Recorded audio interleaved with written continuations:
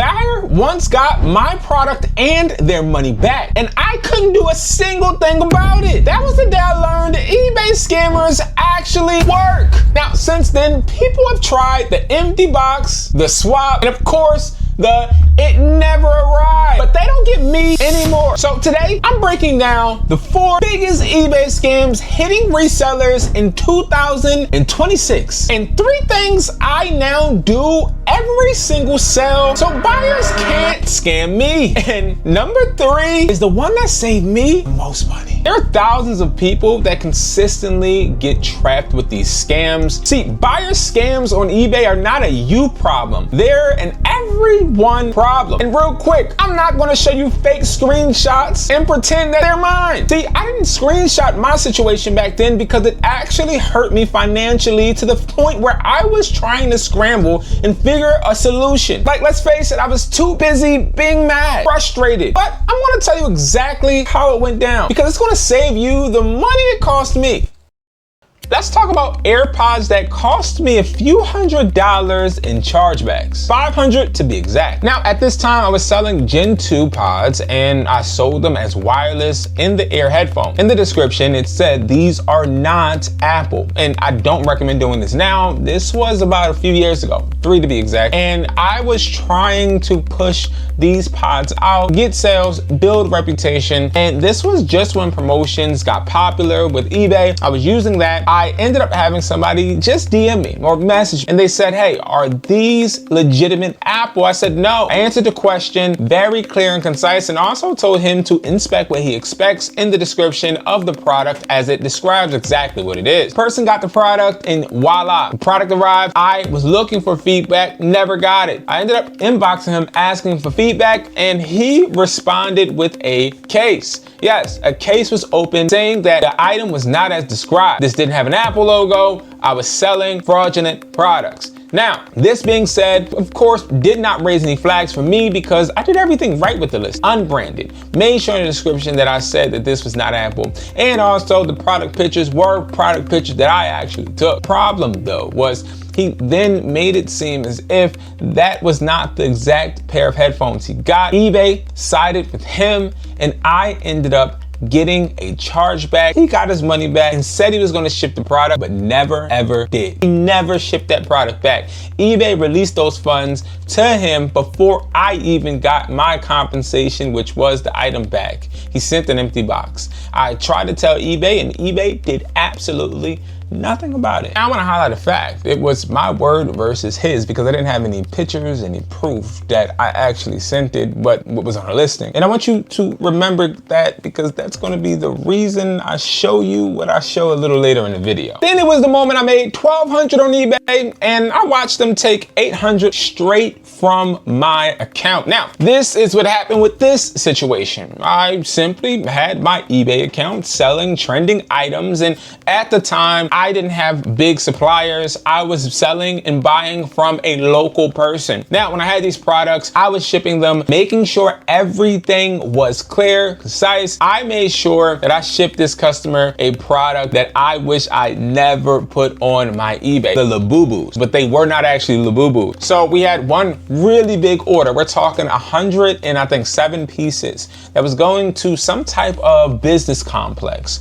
Now, when I shipped these out, of course, we let them know these are not pop marked, these are generic. The person said, okay. I had this in writing this time. So I was like, we're good, right? So then after I ship all of these products, I have the butterflies in my stomach because I'm like, I don't know if this is going to actually pan out. Really big order.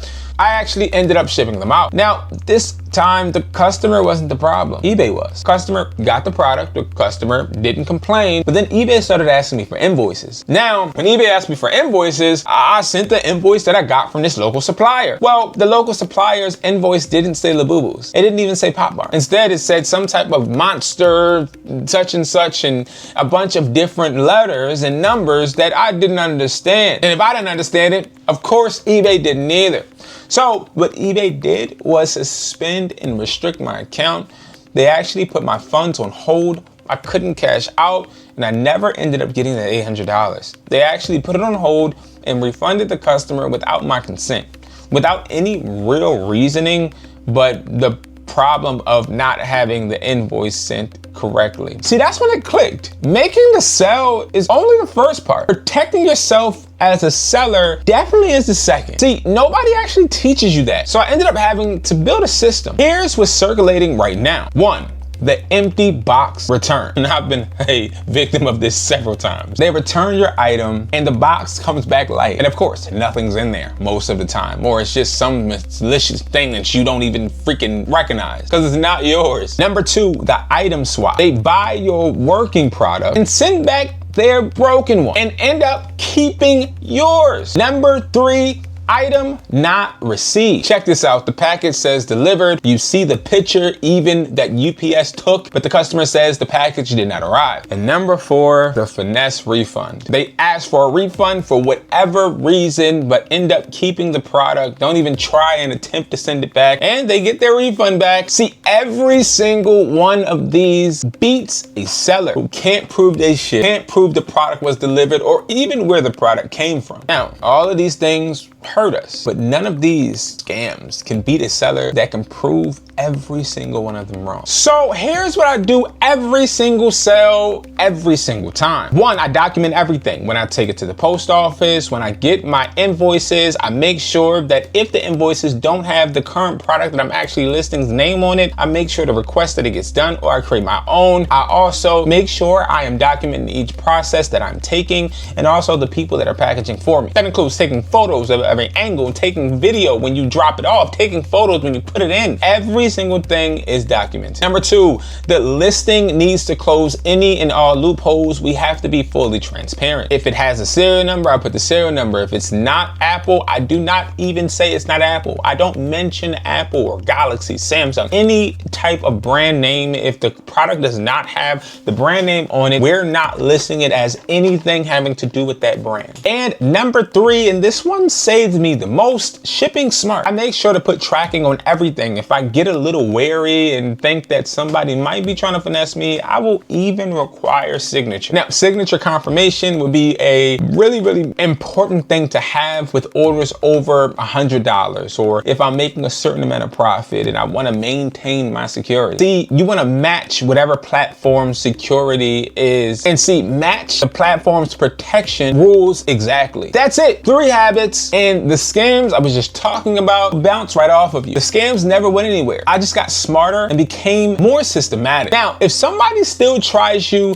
don't start snapping or get angry with rage. Always respond calm, drop your evidence, and escalate to the platform support with your photos and videos and all of your proof. Always remember this, emotion will never win. Evidence beats emotion every time. And listen, protecting your profit matters as much as making it. That's why I track every single sale and also every single fee. I do this on Hustlertaughtme.com, where you could actually utilize our platform to track your goals. Make sure that you're analyzing your metrics. Most importantly, utilizing Brain, our reselling AI that helps you list. They help you when it comes to profit margins. It helps you pick out products. It helps you with suppliers. It helps you sell phones. It helps you find buyers for phones. It helps you make offers. It helps you with every aspect of your business to make sure you're not falling into holes just like these traps. Because a scammer taking $50 hurts twice as much when you didn't know your numbers in the first place. So I've linked Hustler Taught Me below. Hustlertaughtme.com will help you avoid a lot of these mistakes. Now, I know some of you have seen wilder scamming attempts than mine. Drop some of them below that buyers have tried to do to you. If enough comes in the comment section, I'll film a video letting you know exactly how I would bounce back from each one of them. And of course, subscribe. It's free, unlike these scams. And watch the next video because I'll teach you another lesson every reseller should know. All right, guys, see you in the next one.